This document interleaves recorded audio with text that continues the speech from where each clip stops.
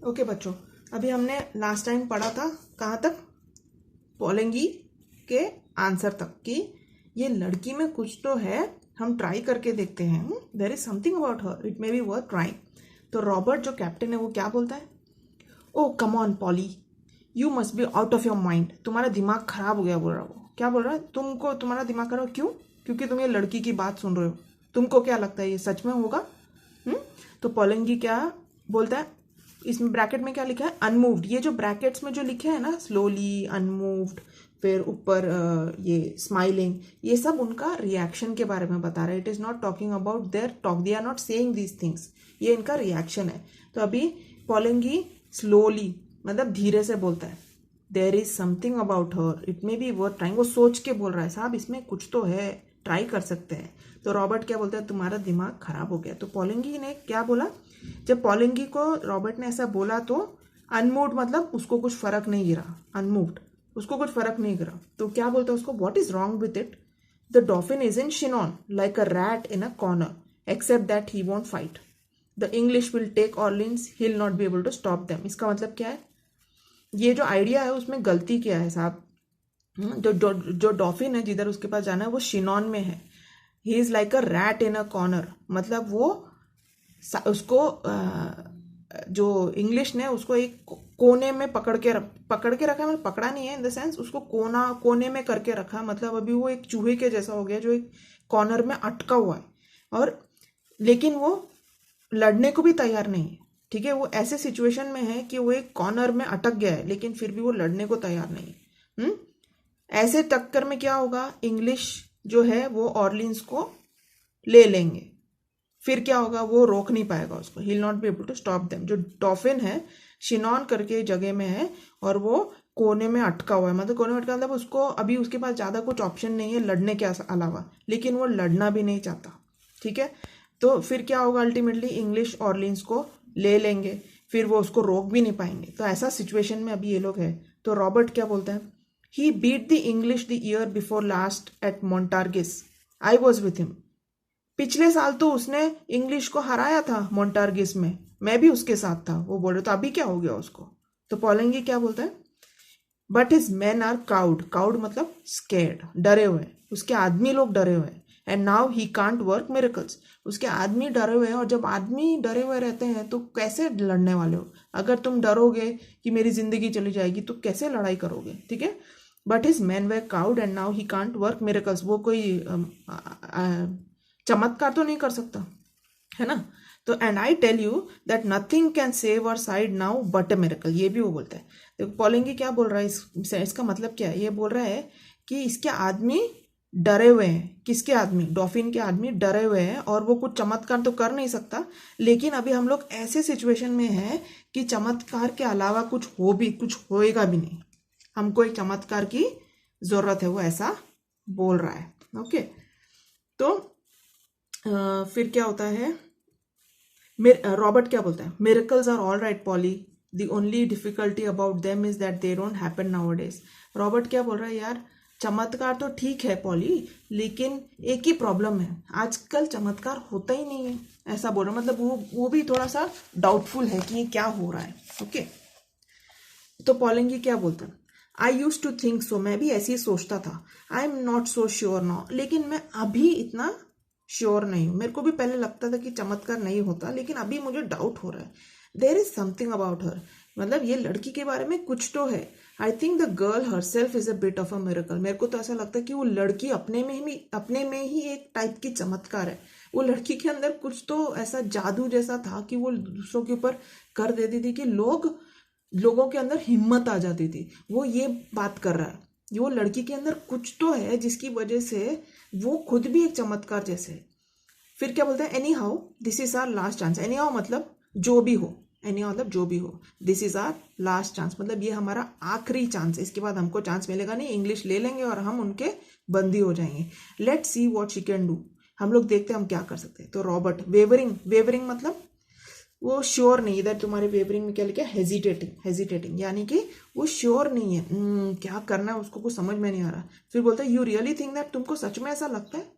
फिर पोलेंगी क्या बोलता है, टर्निंग मतलब मुड़ के बोलता है। Is there anything else left for us to think, हमारे पास और कोई ऑप्शन है क्या, अभी हमारे पास और कोई तरीका भी नहीं है। लेट्स टेक अ चांस, एक चांस लेके देखते हैं। हर words have put fire into me, have put fire into me, उसने जो मुझसे बात की है उससे ना मेरे अंदर कुछ तो एक आग जैसे आ गई, मुझे तो ऐसे कुछ जोश आ गया मेरे अंदर। क्या लिखा है इधर, हैव इंस्पायर्ड और मोटिवेटेड मी, इंस्पिरेशन मिला है मेरे को उसके बातों से, उसने मुझे जो बताया उससे मुझे इंस्पिरेशन मिला, इसलिए हम लोग एक ट्रायल तो करके देखते हैं। तो रॉबर्ट क्या बोलता है, गिविंग अप, मतलब अभी उसने त्याग दिया, बोला ठीक है भाई ठीक है। Phew view you are as mad as she is, क्या बोलता है, फ्यू मतलब एक एक्सप्रेशन है, हम लोग करते हैं ना, उफ, तू उसके जितना ही पागल है, उसको बोल रहा है, उसका ये आइडिया सुन के बोल रहा है तेरा भी दिमाग उतना ही खराब है, ठीक है। फिर आगे क्या होता है, पोलेंगी ऑब्स्टिनेटली, ऑब्स्टिनेटली मतलब स्टबर्नली, एकदम अकड़ के। इधर क्या लिखा है, ऑब्स्टिनेटली मतलब in a stubborn and firm manner. क्या बोलता है, we want a few mad people now, हमें अभी थोड़े पागल लोगों की जरूरत है, हमारे पास और कोई ऑप्शन नहीं है। See where the same ones have landed us, पहले के लोगों ने हमको कहाँ पहुंचा दिया, अभी तुम देख लो। वो बोल रहा है, हाँ we want a few mad, अभी हमें पागल लोगों की जरूरत है जो ऐसा सोचते हैं, क्योंकि जो पहले के जो लोग थे ना, उन्होंने हमको कहाँ ला दिया, देखो हम तो किसी और देश के कब्जे में आ गए। रॉबर्ट क्या बोलता है, आई फील लाइक अ फूल, मुझे लग रहा है मैं बहुत बड़ा बेवकूफ हूँ। Still if you feel sure, मतलब बोल रहा ठीक है अभी तुम श्योर हो तो ठीक है। तो पोलेंगी क्या बोलता है, I feel sure enough to take her to Chinon unless you stop me, ठीक है मैं उसको लेके जाने को तैयार हूँ अनलेस आप मेरे को रोकोगे। तो रॉबर्ट कैप्टन क्या बोलता है, do you think I ought to have another talk with her, तुमको क्या लगता है मुझे एक और बार उससे बात करना चाहिए। तो पोलेंगी बोलता है यस, और विंडो के पास जाके बोलता है जॉन कम अप। फिर जॉन अंदर आती है, फिर पोलेंगी ग्रेवली मतलब सीरियसली, एकदम सीरियसली बात करने लगता है पोलेंगी। अभी जॉन बैठ जाओ, बी सीटेड जॉन। रॉबर्ट बोलता है what is your name, Joan बोलती है they always called me Jenny in Lorraine, here in France I am Joan, the soldiers call me the maid. हाँ दो तीन क्या, जब वो लोरेन में थी तब उसको वहाँ जेनी बुलाया करते थे, जब वो फ्रांस में आई तो उसको जॉन बुला रहे हैं, और सोल्जर्स उसको क्या बोलते हैं, द मेड मतलब एक लड़की को मेड बोलते हैं, ठीक है। तो रॉबर्ट क्या बोलता है, how old are you, Joan 17, so they tell me it might be 19, I don't remember. वो टाइम में हमारे जैसे बर्थ सर्टिफिकेट ऐसा कुछ हुआ नहीं करता था, तो अप्रॉक्सीमेट एज उसको पता है कि 17, 18, 19 ऐसे कुछ होगी।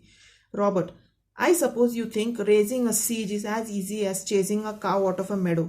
अभी ये गांव की लड़की है ना, वो उसको क्या मजाक उड़ा रहा है उसका, वो क्या बोलता है, रेसिंग अ सीज मतलब एक दूसरे जगह अटैक करना। देखो surround from all sides and attack removing the forces surrounding a place, मतलब तुमको अगर एक सीज रेस करना है तो तुम्हें जाके ऐसा एक स्ट्रेटजी बनाना पड़ेगा कि तुम एनिमी को वहां से निकाल सकते हो किसी तरीके से। तो वो क्या बोल रहे, तुमको क्या लगता है ये लड़ाई करना एक गाय को चराने के जैसा है क्या, मतलब ऐसा मजाक उड़ा रहा है उसका, क्योंकि वो गांव की लड़की है। तो you think soldiering is anybody's job, तुमको क्या लगता है ये जो सिपाही का काम कोई भी कर सकता है। तो जॉन क्या बोलती है, I don't think it can be very difficult if God is on your side. देखो इसके अंदर कितना कॉन्फिडेंस है, अपने ऊपर नहीं परमेश्वर के ऊपर कॉन्फिडेंस है। व्हाट इज शी सेइंग, ये नहीं बोल रही कि मैं कर लूंगी, नहीं, वो बोल रही है मुझे नहीं लगता ये इतना मुश्किल होगा अगर परमेश्वर हमारे साइड में है, ठीक है। वो अपने ऊपर भरोसा नहीं कर रही, परमेश्वर के ऊपर भरोसा कर रही है। उससे बड़ी चीज कुछ हो ही नहीं सकती, क्योंकि हम काफी चीज जिंदगी में अपने आप से कर नहीं सकते, हमें परमेश्वर की बहुत ही जरूरत है। तो जब हम परमेश्वर पर डिपेंड करते हैं तो हमारे अंदर एक एक्स्ट्रा कॉन्फिडेंस आता है। शायद इसी वजह से बाकी जो लोग थे उनके अंदर भी ये कॉन्फिडेंस आया कि ये लड़की ऐसी कुछ बकवास नहीं कर रही, इसके अंदर कुछ तो स्पेशल है। फिर रॉबर्ट क्या बोलता है, ग्रिमली मतलब फिर से सीरियसली बोलता है, have you ever seen English soldiers fighting, तुमने कभी इंग्लिश सोल्जर्स को लड़ते हुए देखा है। Have you ever seen them plundering मतलब लूटना, हाँ कभी देखा है उनको लूटते हुए, बर्निंग जलाते हुए, turning the countryside into a desert, अच्छा खासा कंट्री को रेगिस्तान बना देते हैं इंग्लिश वाले, तुमने कभी देखा है। उसको बता रहा है कितना सीरियस चीज है। Have you heard no tales of the prince who is the devil himself, हाँ उनका जो लीडर है वो बोलता है वो शैतान, खुद शैतान ही है वो, और of the English Kings father, और मतलब बहुत ही बुरे लोग थे ये जो इंग्लिश जो इनको अटैक कर रहे थे, बहुत ही बुरे लोग थे। तो उसको बता रहे जॉन तुमको पता है तुम किसके अगेंस्ट फाइट करने वाली हो। तो जॉन क्या बोलती है, you do not understand square, Our soldiers are always beaten because they are fighting only to save their skins and the shortest way to save your skin is to run away. क्या बोल रहे John इधर? John उस square को क्या बोल रहे? Square, आपको ये समझ नहीं आ रहा है कि हमारे जो सोल्जर्स है हमेशा हारते क्यों हैं? क्योंकि वो हमेशा किस लिए लड़ते हैं? अपने आप को बचाने के लिए, अपने अपने सेव देयर स्किन मतलब अपनी जिंदगी बचाने के लिए फाइट करते हैं. हाँ, अपने देश की जिंदगी बचाने के लिए नहीं, अपनी जिंदगी बचाने के लिए लड़ते हैं. और शॉर्टेस्ट वे और सबसे आसान तरीका क्या? अपनी जिंदगी बचाने के लिए भाग जाना. इसलिए तो कभी जीतते नहीं, समझे? तो बोल रही है स्क्वायर, आप समझ नहीं रहे, आपको ये नहीं समझ में आ रहा है कि हमारे सोल्जर्स हमेशा अपनी जिंदगी बचाने के चक्कर में भाग जाते हैं, इसलिए हम लोग हमेशा हारते हैं. But I will teach them all to fight for France. वो कितनी देशभक्त है देखो. वो बोल रही है मैं इनको सिखाऊंगी. किसके लिए जीतने, किसके लिए लड़ने के लिए? अपने लिए नहीं, फाइट फॉर फ्रांस, अपने देश के लिए लड़ने के लिए. Then they will drive the soldiers before them like sheep. जब अपने देश के लिए लड़ने के लिए जब तुम्हारे अंदर उत्साहत आएगी ना, तब जाके तुम ये जो दुश्मन है ना उनको भेड़ के जैसे भगा दोगे. इतना उसके अंदर कॉन्फिडेंस है. सोचो वो क्या बोल रही है. इन लोगों का जो मोटिवेशन गलत है, वो अपने आप को बचाने के लिए लड़ते हैं, देश को बचाने के लिए नहीं लड़ते. फिर you and Polly will live to see the day when there will not be a single English soldier on the soil of France. तुम और पॉली जिसने मेरे ऊपर भरोसा किया है, जरूर वो दिन देखोगे जब एक भी इंग्लिश सोल्जर हमारे फ्रांस के मिट्टी पे नहीं रहेगा. सॉइल ऑफ फ्रांस मतलब हमारी धरती की मिट्टी. रॉबर्ट टू पोलेंगी, दिस में ऑल बी नॉनसेंस पॉली. फिर भी ना रॉबर्ट को इतना कॉन्फिडेंस नहीं है, फिर बोला शायद ये सब नॉनसेंस होगा. But the troops might just be inspired by it, though nothing that we say seems to put any fire into them. शायद हमारे जो ट्रूप्स मतलब हमारी जो सेना है उनको सिर्फ इसके बाद से कुछ तो उत्साह मिलेगी. Even the dolphins might believe it. ये जो बोल रही है ना उससे शायद डॉल्फिन भी यकीन कर लेगा. And if she can put some fight into him she can put it anybody. अगर वो डॉल्फिन के अंदर ये उत्साह लेके आ सकती है तो उसके सोल्जर्स में भी लेके आ सकती है. तो रॉबर्ट क्या बोलता है जॉन को मुड़ के, टर्निंग टू जॉन, जॉन की तरफ मुड़ के क्या बोलता है, now you listen to me and don't cut in before I have time to think. Your orders are that you are to go to Chinon under the escort of this gentleman and 3 of his friends. Robert उसको बोलता है John अभी तुम ध्यान से सुनो, बीच में कुछ बोलो मत. तुम्हारा क्या ऑर्डर है? तुमको शिनॉन में जाना है, तुमको एक एस्कॉर्ट दिया जाएगा. एस्कॉर्ट मतलब सोल्जर्स रहेंगे तुम्हारे साथ एंड तुम्हारे दोस्त भी तुम्हारे साथ रहेंगे. तो जॉन का रिएक्शन क्या है? रेडियंट, एकदम चमक उठती है. क्लैस्पिंग आवर हैंड्स, अपने दोनों हाथ एकदम पकड़ लेती है. वाह, एकदम एक्साइट हो जाती है. ओ थैंक यू स्क्वायर, एकदम खुश. Oh thank you squire. Poulengey क्या बोलता है, how is she to get in to the royal presence. वो डॉल्फिन के प्रेजेंस में कैसे जाए? रॉयल मतलब वो राजा का कोर्ट है ना, उधर कैसे जाएगी? तो रॉबर्ट क्या बोलता है, I don't know how did she get in to my presence. तो बोलते अरे मुझे नहीं पता ये मेरे पास कैसे आ गई. मतलब वो बोल रहे राजा के पास भी पहुंच जाएगी. मेरे पास, लोगों को मेरे पास पहुंचना इतना मुश्किल है, मेरे पास पहुंच गई तो उधर भी पहुंच जाएगी. I will send her to Chinon and she can say I sent her. Anyway बोल रहा मैं शिनॉन के तक उसको भेजूंगा और बोलूंगा कि मैंने उसको भेजा है. देन लेट कम वॉट में आई कैन डू नो मोर. मतलब उसके बाद जो होगा उसके आगे मैं कुछ नहीं कर सकता. तो जॉन क्या बोलती है, एंड द ड्रेस, कपड़ा मतलब armour, I may have a soldiers dress square. Square क्या तुम मुझे एक सोल्जर का ड्रेस दे सकते हो? तो रॉबर्ट क्या बोलता है, टेक वॉट यू प्लीज, तुमको जो चाहिए तुम ले लो. I wash my hands of it. I wash my hands of it मतलब मैं अपना हाथ उससे धो लेता हूँ. ये सब मामले से मैं इसका कोई रेस्पॉन्सिबिलिटी लेने नहीं वाला. तो जॉन वाइल्डली एक्साइटेड, एकदम एक्साइटेड बाय हर सक्सेस. वो जीत गई ना, उसने रॉबर्ट को कन्विंस कर लिया. फिर वो पॉली को बोलती, पोलेंगी को, कम पॉली, और वो भाग जाती है, डैशेस आउट मतलब एकदम स्पीड में निकल जाती है. फिर रॉबर्ट शेकिंग पोलेंगीज हैंड, पोलेंगी का हाथ शेक करता है, हैंड शेक देके बोलता है, good by old man, I am taking a big chance. मैं बहुत बड़ा चांस ले रहा हूँ. Few other man would have done it. बहुत कम लोग ये चांस लेने को तैयार है. बट एज यू से देर इज समथिंग अबाउट हर. लेकिन जैसे तुम कह रहे हो इस लड़की के बारे में कुछ तो है. फिर पोलेंगी क्या बोलता है, यस कुछ तो है, there is something about her, goodbye. ठीक है, ये था, बहुत ही सुंदर स्टोरी था. अभी हम इसका जो क्वेश्चन है ना, पेज नंबर 29 में तो क्वेश्चन नहीं है, 30 में मुड़िए. 30 में इधर एक क्वेश्चन है, why had Joan wanted to meet captain squire. Joan को कैप्टन स्क्वायर को किस लिए मिलना था? इसका आंसर है पेज नंबर 29 का लास्ट पैराग्राफ. जॉन जो बोलती है, she wanted to meet captain squire so that she could get a horse and armor and some soldiers to go and meet the dolphin. इधर है इसका आंसर, देखिए. She wanted to meet the squire so that she could get a horse and armor and some soldiers so that she could go and meet the dauphin. dauphin कौन था? France के king का सबसे बड़ा बेटा जो next king बनने वाला है. ठीक है, नेक्स्ट क्वेश्चन क्या है इधर? Name the persons who Joan needed to free Orleans. इसका आंसर पूरा इधर है ये पैराग्राफ में. कौन कौन है? Monsieur de Poulengy, squire Jack, John Godsave, Dick the Archer, John of Honecourt, Julian and monsieur de Metz. इतने सारे लोग उसके साथ she needed to free Orleans, ये सब चाहिए थे उनको उसके साथ जाने के लिए. फिर नेक्स्ट क्वेश्चन है इधर पेज नंबर 31 में. Was the dauphin fit to be a prince and heir. क्या है जो डॉफिन था वो डर के बैठा था, देखो ये पैराग्राफ में, like a rat in a corner except he won't fight. वो अगर लड़ने को तैयार नहीं है तो is he fit to be a prince and heir? मेरे हिसाब से तो no. Why? Because he refuse to fight the English. When you are not willing to fight for your country, are you fit to be a king? No. अगर तुम अपने देश के लिए लड़ने के लिए तैयार नहीं हो तो तुम राजा बनने के भी काबिल नहीं हो. Correct. Okay, so next, what was the squares opinion about miracles. ये जो स्क्वायर था, कैप्टन स्क्वायर, उसका चमत्कार के बारे में क्या विचार था?